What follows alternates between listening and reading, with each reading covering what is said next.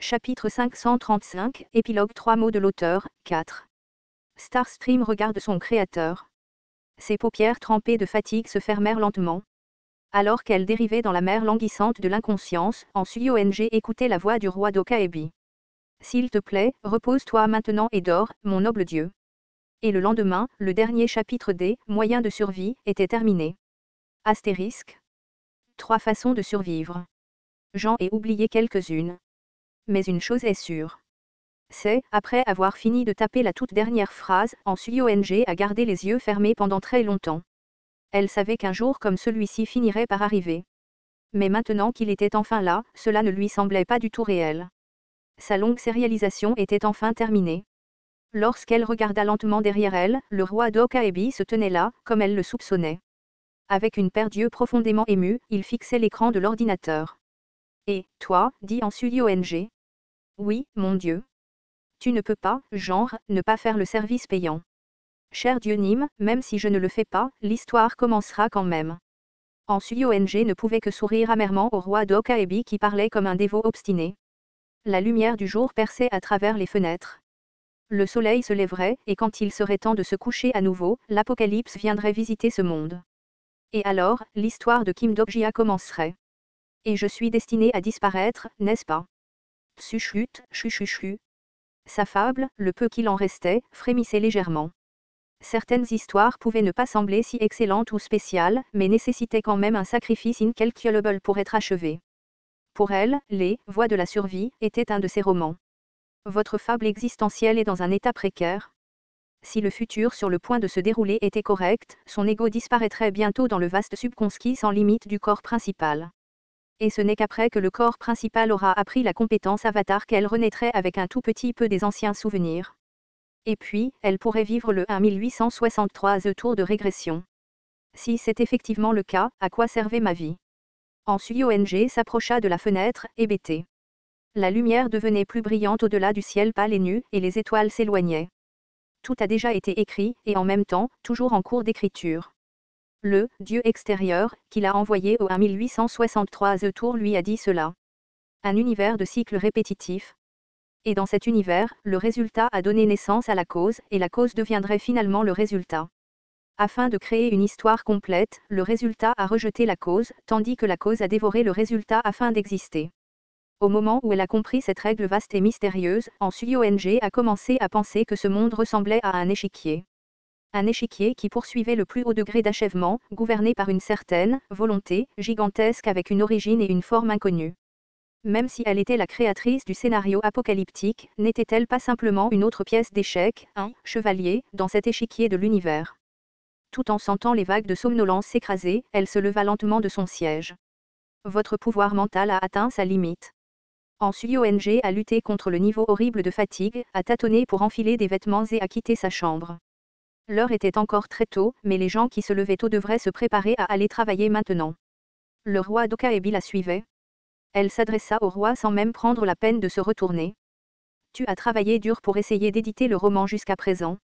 Si tu sors, tu mourras. Elle le savait déjà. Parce que le soleil se levait. En Suyong leva les yeux à l'aube et parla. Mon rôle est déjà terminé, de toute façon. Tu t'occuperas du reste à partir de maintenant, n'est-ce pas? Ce sera la fin lorsque tu lui remettras le fichier texte à l'heure prévue.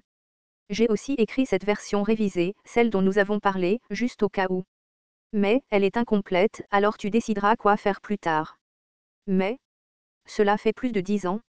En Suyong regarda le roi d'Okaebi plusieurs fois plus grand qu'elle. Ne puis-je pas faire ce que je veux au moins une fois? La raison pour laquelle elle est venue dans ce monde c'était pour rencontrer Kim Dok-jia qu'elle avait rencontré une fois de plus au 1863e tour. Elle échauffa tranquillement ses muscles et commença à courir. En Suyong imagina Kim Dok-jia, en route pour son travail chez Microsoft. Elle entendit de temps en temps des nouvelles du roi d'Okaebi, et il y avait aussi les commentaires que Kim Dok-jia lui-même avait écrits. Et c'est ainsi qu'elle en savait beaucoup sur lui. Auteur Nîmes. Je vivrai seule à partir de cette année. J'habite maintenant près d'ici. Et c'est vraiment bizarre de lire à ce sujet dans un roman. Avez-vous entendu parler de Microsoft? Ce serait bien si votre roman avait aussi une version de jeu. Peut-être devrais-je le suggérer à la. Elle savait quand il était devenu indépendant de sa tragédie, et d'où il avait commencé à faire face à une autre tragédie. Et aussi, sous quelle forme cette nouvelle tragédie apparaissait. L'ego du corps principal essaie de se réveiller de son rêve. Attention! Votre période d'activité autorégulée est terminée. Un exercice supplémentaire de contrôle amènera votre ego en SUIONG à ignorer les messages et à continuer à courir. Elle a couru, et a couru encore jusqu'à ce qu'elle puisse à peine respirer. Elle a couru avec ardeur, les mots que Kim Dok-jia a écrits étant les seules choses qui occupaient ses pensées. Auteur Nîmes.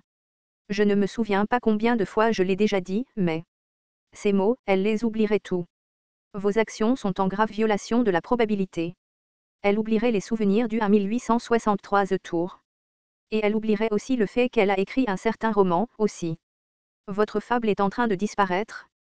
Elle oublierait qu'une histoire n'existait que pour son seul lecteur. Cependant, même dans ce cas, même si elle oubliait tout, la course de en SUIONG s'est lentement arrêtée. Il était là. Un homme qui n'existait que sous forme de texte depuis très, très longtemps, depuis le jour où elle l'avait vu pour la dernière fois aux urgences de l'hôpital. Au loin, Kim Dok-jia avançait. C'était exactement le même visage de Kim Dok-jia dont elle se souvenait. L'homme qui était venu à son 1863 The Tour de régression. L'homme qu'elle voulait revoir. L'homme détestable avec sa propre marque de lèche-cul. L'homme qui mentait très facilement. L'homme avec qui elle aimait être, car ils pouvaient mentir sur quelque chose ensemble et ricaner entre eux. L'homme, qui ne se souvenait pas d'elle. Sa voix ne voulait pas sortir. Elle ne pouvait pas dire si c'était parce qu'elle s'étouffait ou si le contrôle de son corps lui échappait. En SUIONG tituba et s'approcha de Kim Dok-jia. Plusieurs passants qui la frôlaient la regardèrent avec suspicion. Kim Dok-jia descendait maintenant les marches du métro. Kim Dok-jia, avec des écouteurs coincés dans les oreilles et lisant quelque chose sur son téléphone en descendant les escaliers. Elle savait ce qu'il était en train de lire. Elle parvint à peine à crier, mais sa voix ne sortait toujours pas. Alors, elle le poursuivit désespérément.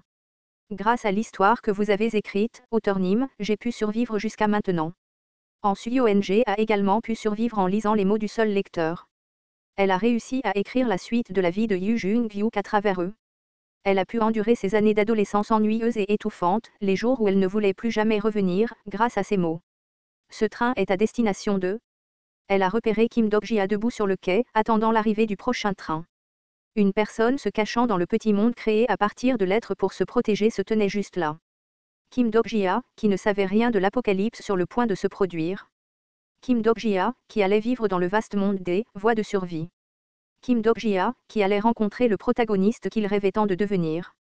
Kim Dok-jia, qui allait devenir le roi démon du salut. Kim Dok-jia, qui s'était sacrifié plusieurs fois pour le bien de ses compagnons et qui, par conséquent, était arrivé au 1863 The Tour et l'avait rencontré. Kim Dok-jia, qui était destiné à devenir le rêve le plus ancien, le prix qu'il a payé pour avoir trop aimé une certaine histoire. Ton état mental s'effondre. L'ego du corps principal reprend le contrôle. Ta fable s'éteint.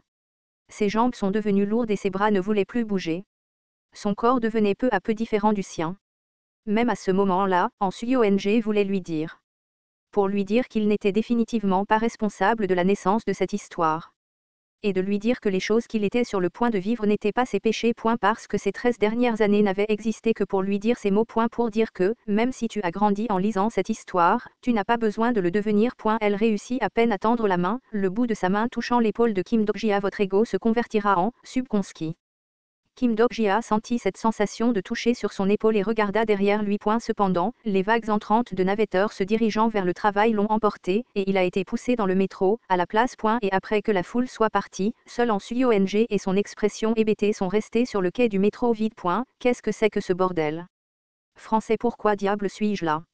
En SUIONG pencha la tête, avant de se gratter les cheveux avec force en se demandant à voix haute, est-ce que mon somnambulisme a encore éclaté? Elle confirma l'heure avec son smartphone et explosa d'irritation. Fils de... Et je n'ai même pas fini d'écrire le chapitre d'aujourd'hui, en plus. Fable, plagiat prédictif, à plagier vos souvenirs perdus. Tsuchuchuchuchu. En SUIONG. Tsuchuchu. En SUIONG. Elle entendit quelqu'un l'appeler parmi tous les terribles bourdonnements dans ses oreilles. En SUIONG. Et juste après, un puissant impact atterrissant à l'arrière de sa tête l'aida à reprendre ses esprits. La douleur émanant de l'arrière de la tête était infernale. Elle savait déjà quel imbécile la frapperait aussi impitoyablement comme ça. Jung-hyuk s'est assis. Qu'est-ce que tu fais, la frapper aussi fort comme ça? tu aurais pu la tuer juste au moment où elle se réveillait. En Suyong releva lentement la tête et découvrit Yi Seolwa qui la soutenait, ainsi que Yu Jung-hyuk et son énorme regard renfrogné. Et aussi les autres membres de la Kim Dok-ji Company. Jong Hui-won, Yi Yong-seong, Shin Yu-seung, Yi Jia-shigre. Des compagnons, actuellement couverts de poussière de la tête aux pieds. En Suyong les regarda attentivement comme pour étudier chacun des présents. Finalement, son regard se tourna vers Yu Jung-hyuk. Je pense que je sais maintenant ce que tu as ressenti quand tu t'es enfin souvenu du 0e tour. De quelle bêtise parles-tu maintenant? Je m'en souviens. En Suyong regarda ici et là comme si cela ne lui semblait pas encore réel. Puis, elle regarda lentement derrière elle. C'est là que le champ couvert d'un épais brouillard créé à partir de l'être pouvait être vu. C'était la porte qu'il venait de franchir, et aussi l'obstacle où elle a failli mourir. Yi Jia-shigre vérifiant le teint de Han Suyong a demandé. Eoni, est-ce que tu vas vraiment bien?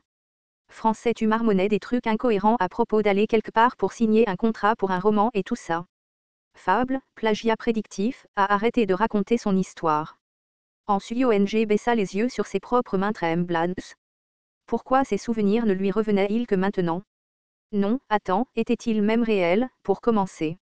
Il était une fois, elle a écrit une certaine histoire avec ses mêmes mains. Des souvenirs vagues qui débordaient encore de vivacité. Han Suyong organisa ses pensées de manière séquentielle, pourquoi elle était là, ce qui s'était passé jusqu'à présent et ce qu'elle avait besoin de dire maintenant. Je suis, les, voies de survie.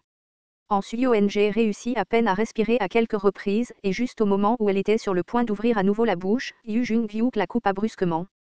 Arrêtez de perdre du temps avec des remarques inutiles et partons.